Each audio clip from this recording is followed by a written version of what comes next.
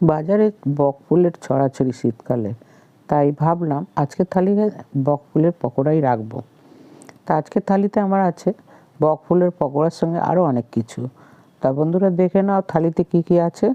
এক বাটি গরম ভাত, তার সঙ্গে একটা কাঁচা লঙ্কা, আর স্যালাড আছে শসা আর গাজর কোচানো। আর শীতকালে স্যালাড খেতে বেশ ভালো লাগে, কেন অনেক ফ্রেশ সব স্যালাডের জিনিস পাওয়া যায়।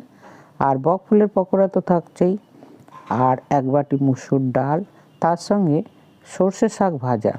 সর্ষে শাককে পেঁয়াজ দিয়ে ভেজেছি শুকনো লঙ্কা ফোড়ন দিয়ে। আর এদিকে ডালও আমি শুকনো লঙ্কা পেঁয়াজ ফোড়ন দিয়ে করেছি, পাতলা মুসুর ডাল। আর আছে ফুলকপি আলু দিয়ে ডিমের ঝোল।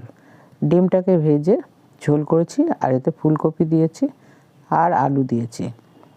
এই ছিল আজকের থালি, আজকে আমার থালির। তো কেমন লাগলো বন্ধুরা একটু জানিও, পারলে সাবস্ক্রাইব করো, আমার পাশে থেকো, লাইক করো। তোমরা লাইক করলে আমি উৎসাহিত হই আরও ভিডিও